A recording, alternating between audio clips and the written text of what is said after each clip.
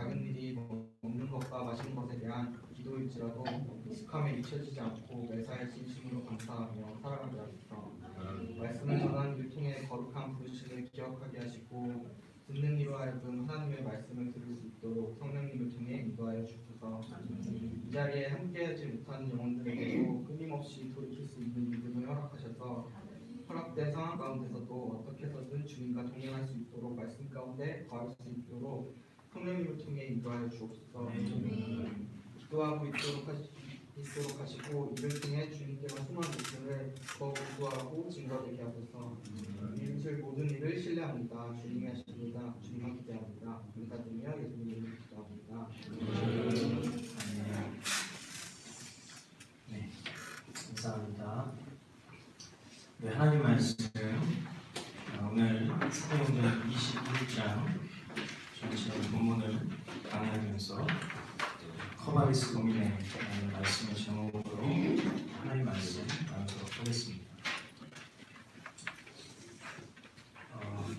우리가 이제 지도를 계속 보면서 바울의 여정을 쫓아가고 있는데 바울 일행은 밀레도라는 지역에서 이제 지난 시간에 봤었던 것처럼 에베소 장로들과 만남을 이제 뒤로 하고 이제 배를 타고 이동을 합니다. 그래서 고스와 로도, 바다라는 지역을 거쳐서 보시는 바와 같이 지금 가고 있죠. 키프로스 섬을 이제 좌측에 두고 두로라는 지역에 도착을 하게 됩니다.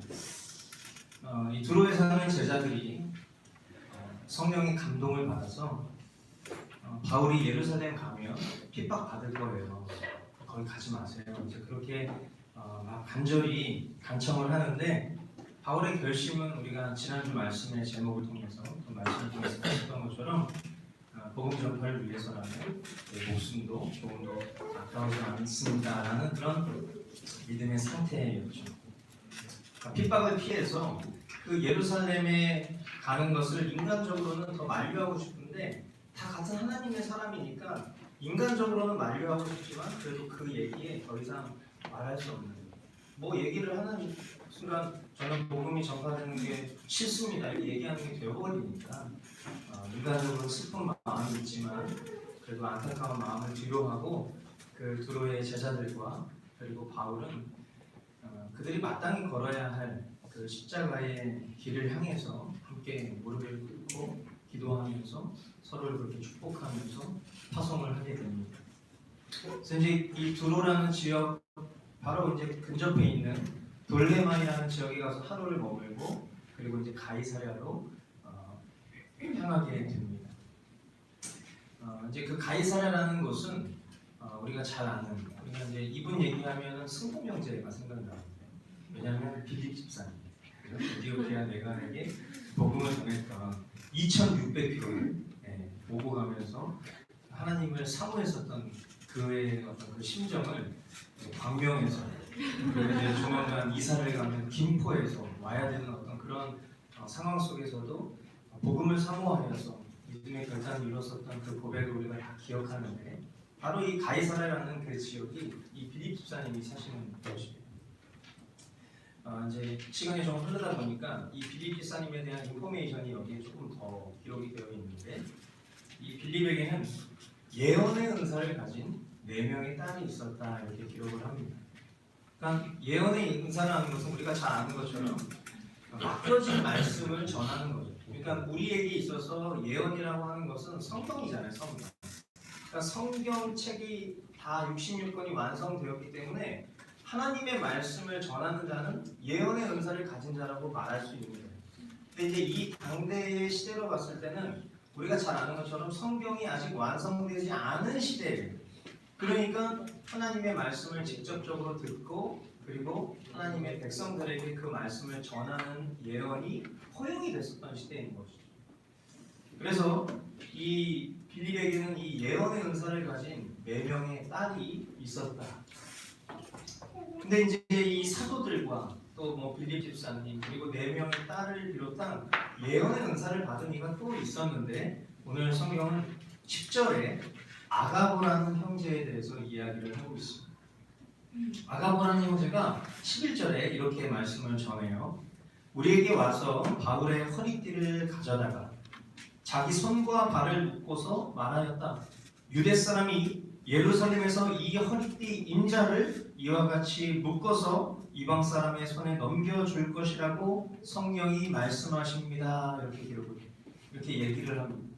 그러니까 아마도 이 아가보라는 형제가 하나님의 형상도 환상도 보고 그리고 음성도 듣게 된 것 같아요. 그러니까 이제 그 환상 속에서 그 허리띠의 주인공이 결박당한 채 고난을 당하고 있는 그 모습을 보고 그 사람이 이와 같이 묶여서 이방 사람의 손에 넘겨줄 것이다 라고 성령이 말씀하신 걸 듣고 그렇게 재현을 하게 된 것이죠. 아가보라는 형제가. 근데 이제 이 예언이 사실 뭐 특별할 것이 없던 것이, 바울은 지난주에 그 에베소 장로들과의 대화를 통해서 지난주에 우리가 봤었던 그 20장 23절에 보면은 다만 내가 아는 것은 성령이 내게 일러주시는 것뿐인데 어느 도시에서든지 투옥과 환난이 나를 기다리고 있다는 것입니다 라고 이제 이야기를 했죠. 그러니까 사도 바울은 이미 본인이 어떤 처지에 놓여 있고 어떤 환난과 어떤 핍박을 받게 될 것인지 이미 잘 알고 있었습니다. 서두의 장면을 통해서도 우리가 생각해 볼 수 있는 것처럼 바울은 어쩌면 그 전도 여정, 이 돌레마이와 가이사르를 통과해서 이제 마지막 그 예루살렘을 향하는 그 모든 여정이 어쩌면 사도 바울은 그 어떤 결박과 환난을 두려워하지 않는 죽으러 가는 사람의 모습, 담대함으로 예수 그리스도를 위해서라면 죽음도 아깝지 않다는 그 고백처럼 죽으러 가는 그 모습을 보여줍니다. 하지만 마찬가지로 이제 그곳에 있는 그 바울 일행과 또 가이사랴의 성도들은 그 아가보의 예언을 듣고 얼마나 두렵겠어요. 사도 바울이 정말 어떻게 보면 영적인 코어와도 같은 그 중심축을 이루고 있는 그런 사도인데, 그 사도가 죽음을 두려워하지 않고 복음을 전하다가 뻔히 가면 큰 핍박이 있을 걸 알면서도 어떻게 보낼 수 있겠어요. 그러니까 계속 그 두로의 제자들처럼 만류해요. 그런데 바울은 13절과 14절에 이렇게 얘기합니다. 왜들 이렇게 울면서 내 마음을 아프게 하십니까? 나는 주 예수의 이름을 위해서 예루살렘에서 결박을 당할 것뿐만 아니라 죽을 것까지도 각오하고 있습니다. 바울이 우리의 만류를 받아들이지 않으므로 우리는 주님의 뜻이 이루어지기를 빕니다 하고는 더 말하지 않았다. 그러니까 이 사도행전을 기록하고 있는 사람이 누구죠? 누가잖아요. 누가. 그러니까 여기서 우리는이라고 얘기한 것은 이 누가를 비롯한 이 지금 같이 전도를 하면서 이 가이사랴의 성도들과 함께 만류했지만 그가 죽음도 두렵지 않다라고 하니까 우리는 주님의 뜻이 이루어지기를 바랍니다라고 그렇게 얘기를 했다라는 거예요. 바울은 예수님의 직접적인 제자는 아니었죠. 그죠? 그러나 예수님을 핍박하고 박해하는, 예수님을 믿는 사람들을 가둬다가 감옥에 가두고 돌로 쳐서 죽이는 것을 앞장서서 이루었었던 그런 극악무도한 사람이었는데, 우리가 잘 아는 것처럼 다메섹 도성에서 주님께서 그 바울에게 친히 나타내셔서 그의 존재를 사도된 존재로 바꿔주셨던 그 사건을 우리가 너무나 잘 알고 있는데, 예수님의 제자라고 하면 예수님의 제자는 뭘까요? 예수님의 제자는 말 그대로 예수님과 동일하게 살아가는 사람이에요. 그리고 예수님께서 이루시길 원하시는 목적이, 그 사람의 삶의 목적이 되는 사람이 바로 예수님의 사람인 것이죠. 사도 바울은 자신의 이름을 드높이는 일에 관심이 없어요. 오직 예수 그리스도의 이름이 선언되고 선포되는 그 자리에 본인이 쓰임 받는 것만으로도 기쁘고 감사한 사람이에요. 근데 이 존재가 예수님을 한 번도 만난 적이 없지만 놀라운 역사를 통해서 주님의 인재를 경험하고 나서 그의 존재는 예수로 살고 예수로 죽는 존재가 되었기 때문에 예수님이 목표하시는 그 목적이 바울의 목적이 되어버렸어요. 예수님이 원하시는 목표가 뭘까? 예수님이 우리 그리스도인들에게 주시는 사명이 뭘까? 바울에게도 동일하고 저와 여러분도 동일한 사명이 있습니다. 그게 뭡니까? 주님은 우리에게 이렇게 말씀하셨죠. 땅끝까지 이르러 내 증인이 되라. 아멘. 예, 그것이 그리스도인의 삶의 목적이에요. 주님이 그 일을 완수하시지 않고 부활 승천하신 후에 성령으로 주님의 사람들 심령 가운데 거하셔서 주님 다시 오시는 그날까지 땅끝까지 이르러 증인되는 복음을 전하는 그 사명을 우리에게 주셨죠. 바울은 그 예수님의 지상 명령을 직접적으로 들었던 제자는 아니지만 그 누구보다도 그 명령을 완수하고 싶었던 사람입니다. 그 땅끝까지 이르러내 증인이 되라라고 명령하신 것에 있어서 바울은 우리가 잘 아는 바와 같이 총 3차례의 전도 여정을 통해서 이 유럽 전 지역을 돌아다니면서 소아시아를 거쳐서 복음을 전합니다. 그리고 이제 그에게 있어서 땅끝을 뚫고 그가 갈 수 있는 더 끝자락, 그것은 그의 죽음이 뻔히 예견되어 있는 예루살렘에 이르기까지 복음의 증인으로 서고자 하는 그의 절실한 마음이 있었고, 그것은 그가 사랑하고 또 그를 사랑하는 이들의 감정적 만류도 막을 수 없는 주님을 향한 특심이고 주님을 향한 사랑이었던 거죠. 인간적인 최선과 노력도 결코 이룰 수 없는, 그것도 막을 수 없는 사랑의 힘인 것이죠. 우리 내면에 한번 이렇게 질문을 해봤으면 좋겠어요. 나는 주님을 사랑합니다. 바울을 움직이는 힘은 인간적인 사랑의 관계로 막을 수 없는 주님을 향한 사랑의 특심이었기 때문에 이 모든 일들이 가능했다면 우리도 동일하게 질문해봐요. 내가 복음을 전하는 일에 있어서 나를 막을 수 있는 존재가 있는가? 만약에 내가 복음을 전하는 그 사명을 이루는 것에 있어서 우리가 그런 극단적인 사명을 맞이하고 싶지는 않지만, 만약에 우리의 가족과 우리 형제 자매와 심지어 우리 부모님까지도 내가 복음을 전하는 그 길을 만류할 때 만약에 만류가 된다면 나는 과연 주님을 사랑하는 자가 맞는가라는 질문 앞에 우리가 설 수밖에 없다는 거예요.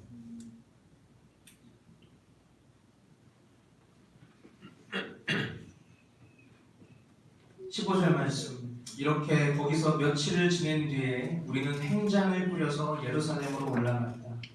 가이사랴에 있는 제자 몇 사람도 우리와 함께 갔다. 그들은 우리가 묵어야 할 집으로 우리를 안내하여 나손이라는 사람에게 데려다 주었다. 그는 키프로스 사람으로 오래전에 제자가 된 사람이었다. 우리가 예루살렘에 이르니 형제들이 우리를 반가이 맞아주었다. 이튿날 바울은 우리와 함께 야고보를 찾아갔는데 장로들이 다 거기에 있었다. 바울은 그들에게 인사한 뒤에 자기의 봉사활동을 통하여 하나님께서 이방 사람 가운데서 행하신 일을 낱낱이 이야기하였다. 드디어 이 바울과 그의 일행이 그토록 사모하던 예루살렘에 도착을 하게 됩니다. 바울은 예수님의 동생이죠. 혈통상 동생인 그 야고보 사도의 집을 방문해요. 그 장로들과 함께 야고보 사도가 있는 그곳에 방문해서 그들에게 그간 자기를 통해서 주님이 어떤 일들을 이루셨는지에 대한 일들을 나누는 교제를 합니다. 여러분, 그리스도인의 참된 교제는 한번 따라해 주시겠어요? 주님이 행하신 일들을 나누는 것. 네, 그리스도인의 참된 교제는요, 주님이 행하신 일들을 나누는 거예요. 우리는 믿는 이들끼리도 무언가 주님에 대한 이야기, 주님이 행하신 일들에 대한 이야기, 이런 것들을 나누다 보면은 좀 부끄러워하고 남사스러워하는 경향이 있어요. 물론 우리 교회는 분위기나 정서적으로 그런 이야기들을 나누는 것이 이제 굉장히 자리를 잡았지만, 처음 만나는 사람들에게 우리가 신원을 확인하고 뭐 취미는 뭡니까, 뭐 좋아해요, 인스타 하세요, 뭐 페이스북 하세요, 뭐 이런 얘기하는 게 사실은 되게 보편적인 대화일 수 있는데, 만날 때 처음 주님에 대해서, 복음에 대해서 이렇게 이야기하는 공동체를 만나는 게 쉬운 건 아니에요. 근데 우리가 성경을 보면은 정말 주님의 사람들을 만나면 주님이 행하신 일들을 나누는 교제만 해요. 다양한 교제 가운데 그런 교제도 하는 것이 아니라 그런 교제만 한단 말이에요. 그러니까 아마 우리가 그런 정서적으로 그런 사람들을 우리 공동체 안에서 만약에 처음 접한다고 했을 때 아마 첫 인상이 와 정말 이 사람 신실한 사람이다 이런 생각보다는 이 사람은 뭐야? 왜 이렇게 거룩한 척해? 혹은 이 사람 왜 이렇게 차갑지? 냉정하지? 그런 느낌 줄 수 있어요. 그러니까 이 개혁주의자들, 그러니까 하나님의 말씀을 굉장히 소중히 여기는 사람들이 겉으로 보여지기에 1차적으로 조금 차가운 느낌이 있거든요. 왜냐하면 이 사람들은 하나님을 경외하기 때문에 그의 생각과 그의 말에서 뭐가 나올 수 있을지 두려운 마음이 있어서 조금 처음에는 좀 경직된 그런 모습을 보일 수 있어요. 그래서 그런 이제 말씀을 사모하고 개혁주의 신앙을 이렇게 사모하는 성도들을 보면 조금 그런 뉘앙스가 풍기는 건 사실이에요.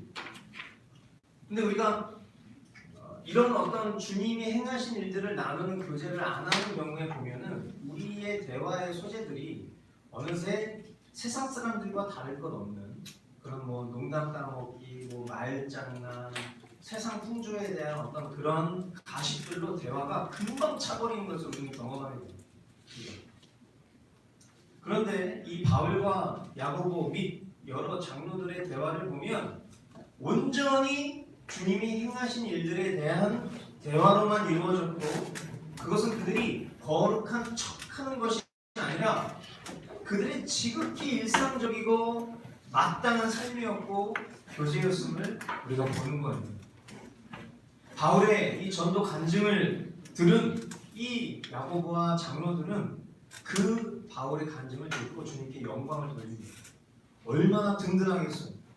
우리만 이 십자가의 길을 걷는 것이 아니라 우리가 찬양으로 고백했었던 것처럼 십자가 내가 그 주님을 바라볼 때 나의 마음에 큰 고통과 근심 얼마나 두렵겠어요. 이 온통 사방이 예수 그리스도 이름만 들으면 돌을 던지고 핍박하고 죽이려 하고 있는 그런 상황 속에서 이 사도 바울이 그 제 3차 전도 여행을 거치는 동안 주님이 행하셨었던 일들 제가요 여기 가서 교회를 세웠고요 제가 저기 가서 복음을 전했더니 막 사람들이 막 회심을 했고요 이런 얘기를 하는 것이 아니라 정말 주님이 하신 얘기 주님이 하셨습니다. 저는 죄인 중에 죄인이고 괴수 중에 괴수일 뿐이었는데 그런 주님이 이 연약한 자를 통해서도 그 영광을 나타내시더라고요.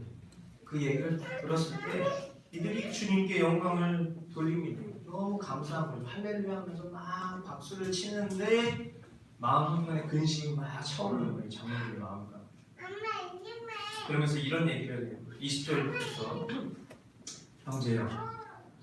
아마 가로 열고 이런 것도 있었어요. 주님 정말 영광 받으시기 합당한 거 맞고요. 정말 귀해요. 너무 잘했어요. 근데 형제요.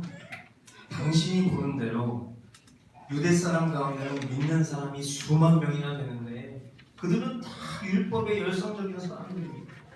그런데 그들이 당신을 두고 하는 말을 소문으로 듣기로 당신이 이방 사람 가운데서 사는 모든 유대 사람에게 할례도 주지 말고 유대 사람의 풍속도 지키지 말라고 하면서 모세를 배척하라고 가르친다는 것입니다.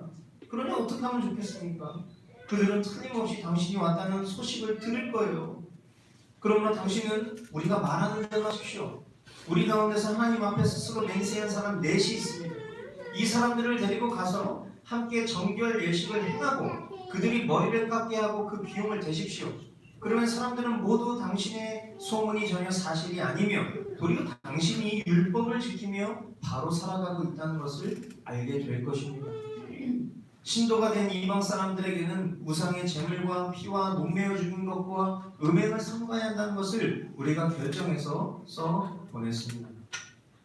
그래서 바울은 그 다음날 그 네 사람을 데리고 가서 함께 정결 예식을 한 뒤에 성전으로 들어갔다. 그리고 정결 기한이 차는 날짜와 각 사람을 위해서 예물을 바칠 날짜를 신고하였다.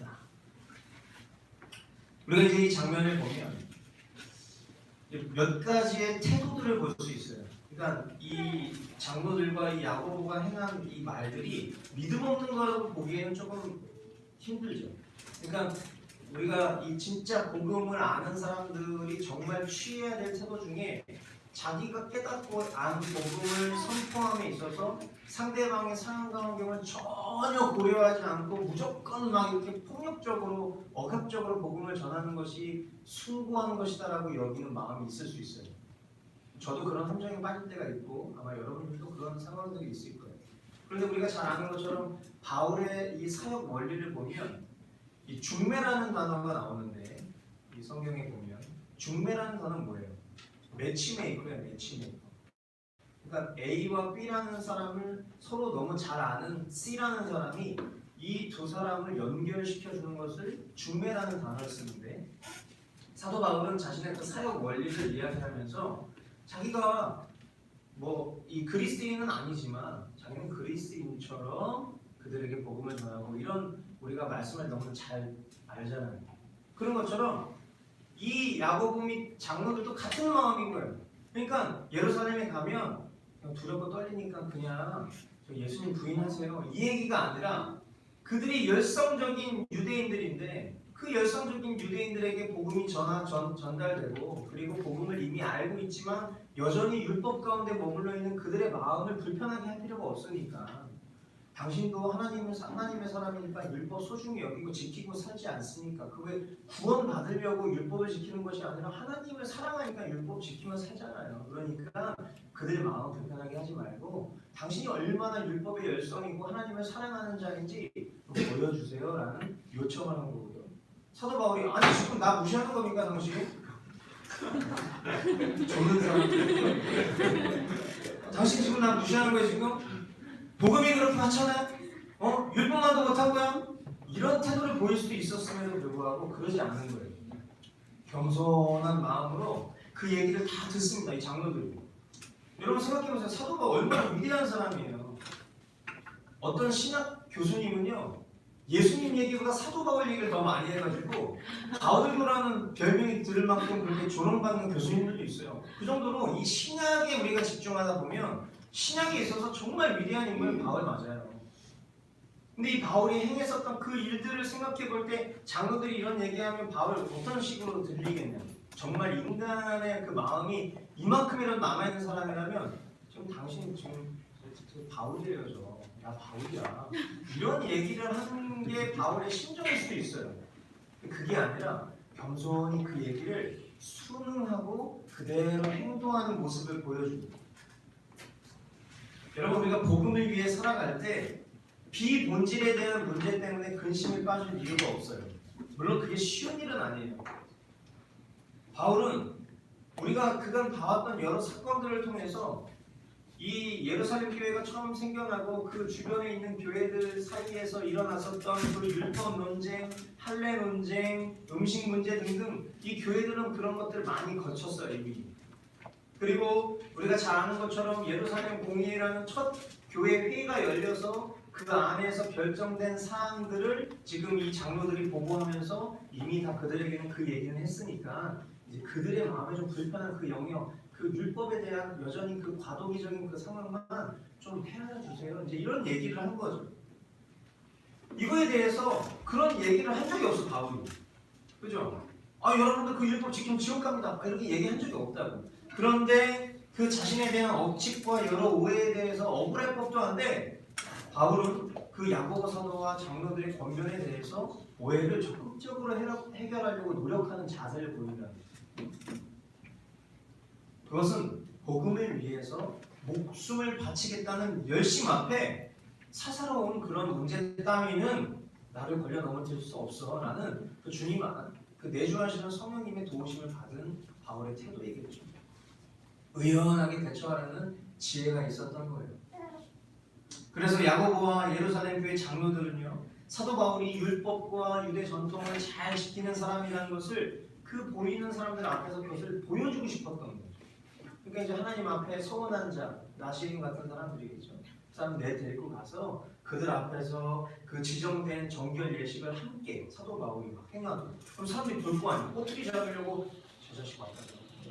꼬투리 하려고 걸리면 바로 돌을 쳐서 죽여버린 거야. 이런 마음이 사람들 마음 가운데 있었을 텐데 그들 앞에서 그 네 사람 데리고 가서 자기가 리더처럼 딱 데리고 가서 그 정결 예식 다 행하게 하고, 심지어 자기가 직접 여러 행정 절차들을 직접 당는, 이 사람의 정결 기간은 언제서부터 언제까지고 다 신고하고 자기가 직접 돈 지불하고 그런 것들을 다 보여줌을 통해서 복음이 전파되는 일이라면 어떤 작은 걸림돌도 내 삶 가운데 두지 않겠다라는 그런 경선을 보여주는 것이죠. 이런 율법과 유대 전통을 따르는 것이 비록 그 예수 그리스도를 통한 믿음을 가진 이들에게는 더 중요한 게 아니잖아요. 하지만 우리가 잘 아는 것처럼 이 사람들은 지금 과도기란 말이에요. 과도기. 그러다 보니까 이 초대교회 시대의 바울의 이러한 순종과 그에 따르는 행함은 진짜 지혜로운 기도가 될 수 있는 거죠. 우리의 삶 가운데도 아마 분명히 이런 일들이 있을 수 있어요. 그렇다고 내가 술 먹는 사람에게 전도를 하기 위해서 저도 같이 소주 잔을 기울이겠습니다. 그런 거는 그거는 아니에요. 그런 건 아니에요. 그런데 우리가 아주 연약한 부분에 놓여져 있는 어떠한 사람들에게 그 사람의 마음을 일시적으로 깨닫고 헤아리게 하기 위해서 그가 바라고 생각하는 부분에 대해서 일단 들어주고 용납해주고 그 가운데에서 차츰차츰 복음 앞에 설 수 있도록 도와주는 그런 여러 에피소드들 앞에서는 우리가 막 쓸데없는 그런 고집을 부릴 필요는 없다라는 것이죠. 이렇게 바울이 막 한 영혼이라도 거치는 마음 갖지 않고 복음을 듣고 구원받을 수 있도록 자기의 그 모든 오해와 무명 가운데에서도 이렇게 막 노력을 하고 있는데 정말 짜증나는 순간들 있잖아요. 이 아시아로부터, 이 소아시아로부터 여기까지 결국 따라왔어. 이 모든 전도 여정을 다 따라오는 거예요. 추적해서 끝까지 따라오는 거예요. 그래서 이 예루살렘까지 따라온 유대인들이 문제는 늘 어디 있다? 이방인이 아니에요. 문제는 늘 유대인이에요. 오늘날도 마찬가지예요. 교회에 이 교회됨을 회파하는 사람들의 특징은 뭐냐면 예수님 안 믿는 사람들은 별로 이렇게 방해 안 해요. 근데 같이 예수님을 믿는다는 사람들이 늘 핍박하고 그런 거예요. 똑같아. 이 사람들도 보면 이 아시아로부터 이거 예루살렘까지 따라온 유대인들이 여기까지 와가지고 그 바울이 그 열심히 노력을 하고 있는 그 상황 속에서 저기다! 바울 저기다! 우르르 와가지고 거기 있는 모여있는 유대 사람들을 선동하면서 이렇게 얘기를 합니다. 27절부터 말씀을 보니까 아시아에서 온 유대 사람들이 성전에서 바울을 보고 군중을 충동해서 바울을 붙잡아 놓고 소리쳤다. 이스라엘 동포 여러분 합세하여 주십시오. 이 자는 어디에서나 우리 민족과 율법을 이곳을 거슬러서 사람들을 가르칩니다. 더욱이 이 자는 그리스 사람들을 성전에 데리고 들어와서 이 거룩한 곳을 더럽혀 놓았습니다. 이는 그들이 에베소 사람 드로비모가 바울과 함께 성내에 있는 것을 전에 보았습니다. 바울이 그를 성전에 데리고 들어왔으리라고 생각하였기 때문이다. 꼬투리 잡으려고 별별 얘기를 다 했는데 사실 예전에 어떤 장면을 보고서 지금도 그랬겠지? 이방인 성전 안에 데리고 들어왔겠지? 그러면 이제 율법을 어기는 사람이 되니까 꼬투리 잡을 수 있는 거거든요. 그러지 않았어요. 그래서 온 도시가 소란해지고 백성들이 몰려들어서 바울을 잡아 성전 바깥으로 끌어내니 성전 문이 곧 닫혔다. 그들이 바울을 죽이려고 할 때에 온 예루살렘이 소요에 휘말려 있다는 보고가 천부장에게 올라갔다. 그는 곧 병사들과 백부장들을 거느리고 그 사람들에게로 달려갔다. 그들은 천부장과 군인들을 보고 바울을 때리는 것을 멈추었다. 천부장이 가까이 가서 바울을 체포하였다. 그리고 그는 부하들에게 쇠사슬들로 바울을 결박하라고 명령하고 그가 어떤 사람이며 또 무슨 일을 하였는지를 물었다. 그러나 무리 가운데서 사람들이 저마다 다른 소리를 질렀다. 천부장은 소란 때문에 사건의 진상을 알 수 없었으므로 바울을 병영 안으로 끌고 가라고 명령하였다. 바울이 층계에 이르렀을 때에는 군중이 하도 난폭하게 굴었기 때문에 군인들이 그를 둘러매고 가야 하였다. 큰 무리가 따라오면서 그 자를 없애버려라 하고 외쳤다. 여러분 이 장면을 보면 어떤 장면이 떠오르지? 저는 이 장면을 보니까 예수님의 모습이 떠올랐어요. 예수님의 공생애와 이 바울의 여정이 너무 많이 비슷하다는 생각을 하게 됩니다. 주위에 많은 사람들이 우리가 잘 아는 것처럼 이 말씀 본문에 이르기까지 주변에 많은 사람들이 바울의 예루살렘을 강력히 막았습니다. 분명 그가 목숨을 위태롭게 할 만큼 극심한 핍박과 고난을 겪게 될 것을 알았기 때문에 예수님은요, 예수님께서 마실 고난의 잔을 이해하지 못하는 제자들에게 죽는 것이 사는 것이다. 그렇게 말씀하셨습니다. 그리고 그때 예수님 곁에 있지 않았지만 심지어 예수님을 믿는 자들을 잡아 죽이던 바울이 이제는 그를 걱정하는 이들을 향해서 그렇게 얘기했어요. 주 예수의 이름을 위해서라면 죽을 것까지도 두렵지 않습니다. 저는 각오가 되어 있습니다. 그렇게 얘기를 했단 말이에요. 그리고 지금 바로 지금 이 순간 그가 이미 알고 있었고 성령님의 계시로 그를 사랑하는 모든 일들로 다 예상할 수 있었던 실제적인 환난 속에 있어요. 앞서 오해를 부식시키기 위해 율법과 전통을 따랐어도 예정된 핍박은 오는 바와 같이 그대로 이루어지고 있습니다. 허탄하죠. 아쉽고 속상하죠. 우리는 이렇게 우리 인간적인 생각 가운데 조금이라도 핍박을 모면할 수 있는 방법적인 것들을 취하면 주님이 지켜주시겠지 이런 생각을 할 수 있어요. 그러나 주님은 주님의 뜻하신 바를 이루십니다. 그리고 하나님의 사람은 그런 일들에 일일이 하지 않아요. 사랑하는 여러분, 예수님 이름 때문에 아직까지 우리 삶을 위협할 만한 어려움은 없어요.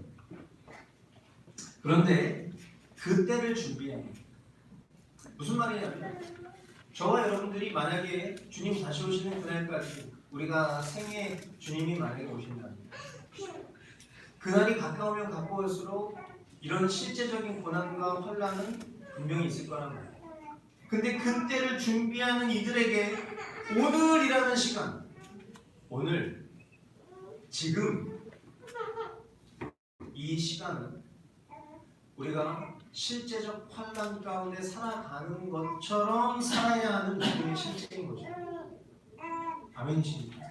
네, 그때 가면 내가 살 수 있겠지. 그때 가면 주님이 도와주시겠지. 여러분 이런 막연한 믿음은 진짜 믿음이 아닙니다. 이런 얘기하시는 분들이 있어요. 아니 어떻게 사람이 늘 그렇게 전식태사를 합니까? 그게 예수 믿는 복입니까? 이런 생각하실 수 있어요. 우리도 내면에 그런 질문을 던질 때가 있죠. 내가 언제까지 이렇게 치열하게 살아야 돼? 내가 언제까지 내 목에 칼이 들어와도 주님을 부인하지 않을 만큼의 믿음의 수준으로 오늘을 살아야 돼? 아, 그때가 닥치면 다 살 수 있겠지. 절대 못 살아. 뭐든지 다 연습이 실전이고 실전이 연습인 거예요. 대충 살다가 주님 오시는 그 순간에 내가 주님을 맞이할 그 기름을 준비한 들러리처럼 살 수 있겠지? 천만의 말씀. 우리는 늘 항상 예수 그리스도라는 그분을 우리 심령 가운데 모시고 마지막 때를 살아가는 자와 동일한 모습으로 이 때를 살아가야 되는 믿음의 사람들이에요. 그런 삶을 살아가는 자에게 삶이라는 것은 굉장히 외롭죠. 주변에 그토록 가깝고 친했던 사람들이 복음이 싫어서 하나둘 떠나가요. 바울의 여정처럼 각자 복음 안에서 치열하게 살다가 만났다가 다시 복음을 위해서 다시 헤어지는 그런 믿음의 정예들도 있어요.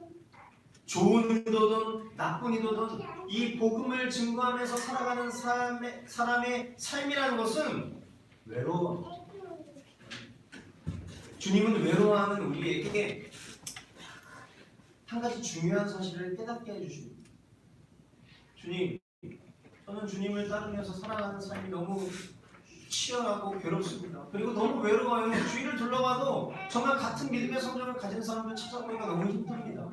도대체 이 싸움을 언제까지 해야 됩니까? 주님, 그렇게 주님 앞에 우리가 항변하고 있을 그때 주님은 우리에게 한 가지 중요한 사실을 깨닫게 하십니다. 그것은 뭐냐면 더욱 주님만 의지하게 하십니다. 상황과 환경, 내 감정과 경험, 의지되는 사람들 말고 주님만 바라보기를 원하십니다.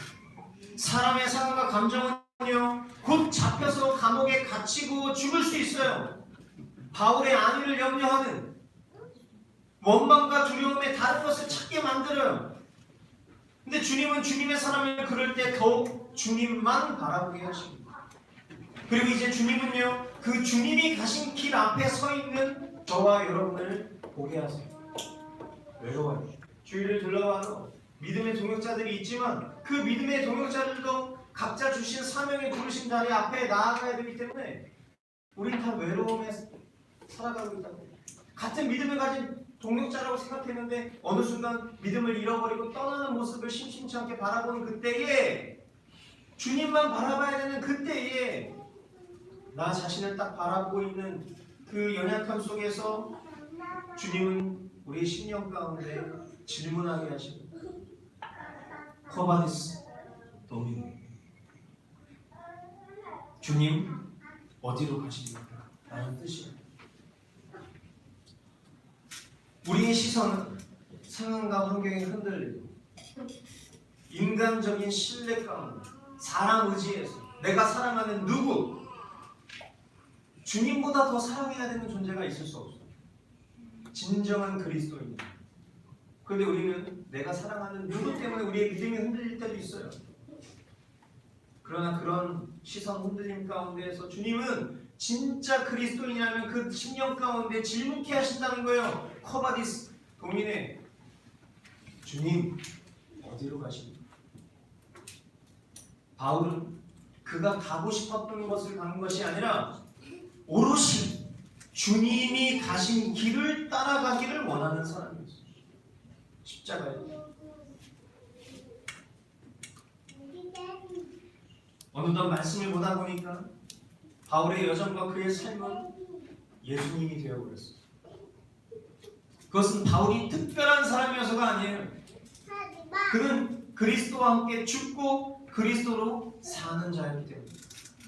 우리 그리스도인의 동일한 고백이에요. 신앙 고백이라고.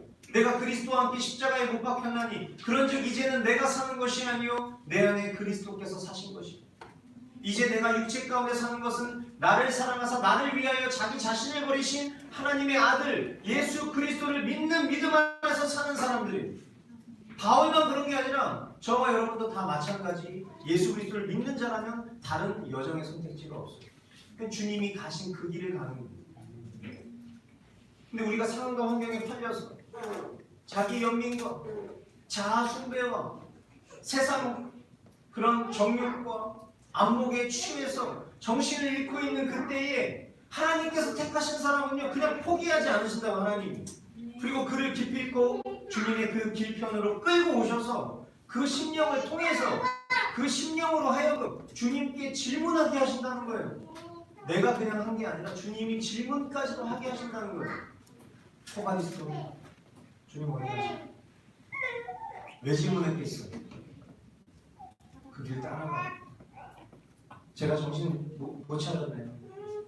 지금 주님 어디 가세요? 제가 따라가겠습니다. 제가 빨리 쫓아가겠습니다. 오늘 이 말씀을 통해서 저와 여러분도 이와 같은 삶을 갈망하게 되기를 바랍니다. 사사로운 삶의 문제와 감정에 나의 존재를 내어주고 눌러 앉아버리는 것이 아니라 위의 것에 소망을 두고 존재적 죄인인 나를 구원하셔서 나로 하여금 하늘의 영광 바라볼 수 있는 자로 이 땅 가운데 그 영광 나타내면서 증인의 삶을 살게 하신 주님을 바라는 자가 되기를 원합니다. 주님이 하실 것입니다. 주님만 기대합니다. 기도하겠습니다. 사랑하는 주님, 주님이 가신 그 길이 거칠고 험한 십자가의 길이라 하시지만 여전히 넓고 광활하며 안정된 길에서 투덜투덜거리는 우리 자신을 바라봅니다. 예수 그리스도로 거듭난 바울이 예수님의 마음과 같은 고백을 한 것이 대단히 신기한 일이 아님에도 불구하고 그것이 대단한 것처럼 보이니 여전히 우리는 참. 그러나 주님께서 기필코 이 허접한 수준에서 벗어나 주님의 길을 걷게 하실 것을 신뢰합니다. 코바디스 도미네, 주님 어디로 가십니까? 우리의 삶의 매일매일이 이 질문 앞에 서기 원합니다. 더욱 묻고 주님 향한 시선 놓치지 않고 주님만 온전히 따르는 머스트 공동체 될 수 있도록 인도하여 주시옵소서. 하나님 이 시간 마음의 상처를 입고 또한 주님을 향한 그 마음에 어려움을 겪고 있는 지체들이 있다 하면 지금 이 순간 성령님 그 심령 가운데 찾아가셔서 그 심령으로 하여금 묻게 하여 주십시오. 커바디스 토민. 우리의 상태에 머무르지 않고 우리 자신의 시선 머무르지 않고 주님이 걸어가신 그 길을 향해 시선이 나아간다면 그 심령이 이루 말할 수 없는 힘과 능력을 경험하게 될 줄 믿사오니 주님 질문하게 하여 주십시오. 커바디스 도미. 또한 아버지 하나님, 믿음을 잃고 유리하고 방황하는 영혼들이 있다면 그 심령들을 찾아가 만나 주십시오. 단 한순간도 떠나시지 않았던 주님께서 그 마음의 심령 가운데, 그 강팍하고 완악한 마음 가운데 부드러운 마음을 허락하여 주셔서 주님 앞에 질문하게 하여 주십시오. 주님, 제가 주님의 부르심을 받은 자가 맞습니까? 그리고 그 질문 앞에 주님이 하시는 대답을 듣게 하여 주십시오. 절대 그렇다. 너는 내가 부름받은 자가 맞다. 너를 내가 불렀다. 너를 내가 지명하였다. 그 음성을 듣고 주님께로 돌이켜 나아올 수 있는 기적을 허락하여 주시옵소서. 이 시간 주님 앞에 우리의 심령의 중심을 담은 예물을 드립니다. 하나님, 물질의 많고 적음에 우리의 기준이 달려있는 것이 아니라 과거의 두 랩돈처럼 이미 예수 그리스도의 십자가 공로로 말미암아 영원한 사망에서 영원한 생명으로 건진받은 나, 이미 주님께 헌신된 드려진 나라는 사실을 기억하고 주님 앞에 우리의 전 존재를 내어드리는 그런 결단의 시간, 헌신의 시간이 될 수 있도록 주여 인도하여 주시옵소서. 이루실 주님 기대하옵고 존귀하신 예수 그리스도의 이름으로 기도하옵나이다.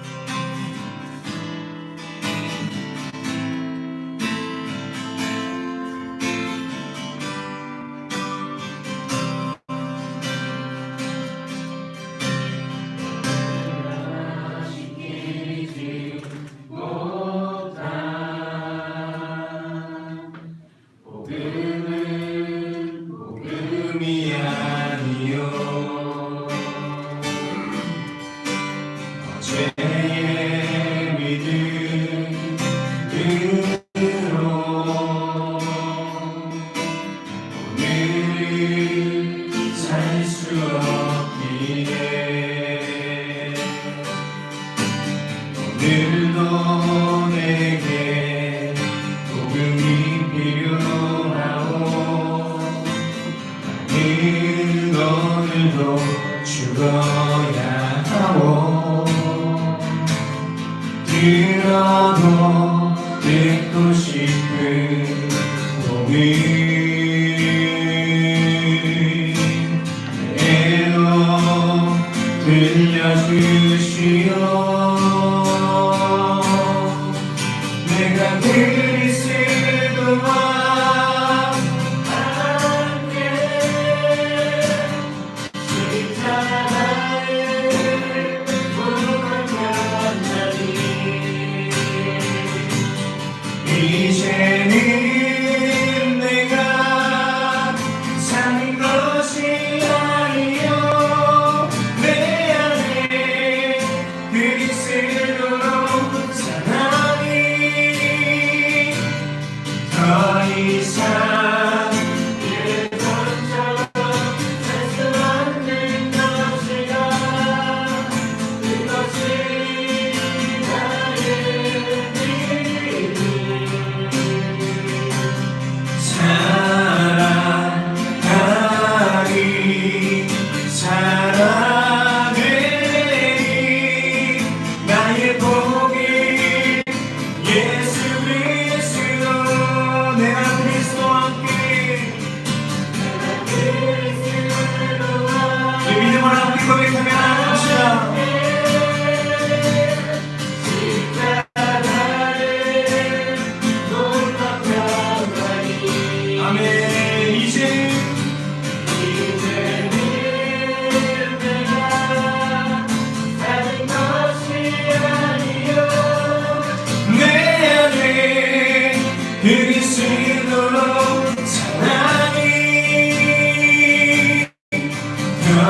삶 예전처럼 살 수 없는 것이라 그것이 나의 믿음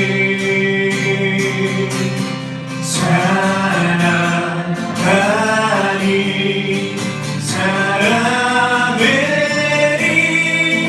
나의 복임 예수 그리스도 사랑하니 사랑하니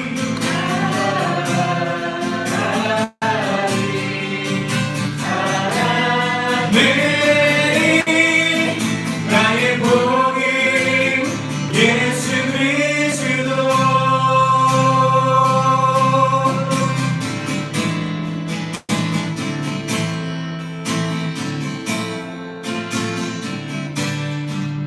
우리를 그렇게 살게 하신 우리 주님께 영광의 박수 드리겠습니다. 네, 주님이 하시며 주님만 기도합니다.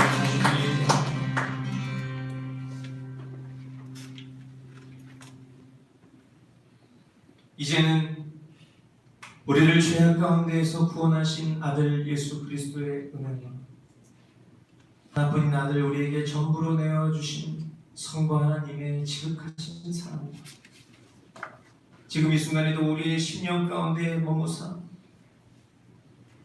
우리로 하여금 믿음의 주에 온전케 하시는 예수 그리스도 바라볼 수 있도록 도우시는 성령님의 위로, 교통, 충만케 하시는 역사가 코바디스 도미네 주님 어디로 가십니까? 라는 질문으로 살기를 다짐하는 고개 숙인 심령들 머리머리 위와 이 나라 이 민족 태국에 사역하시는 양진교 선교사님 더 나아가 세계 열방 가운데 이제로부터 영원까지 함께 있을지어다.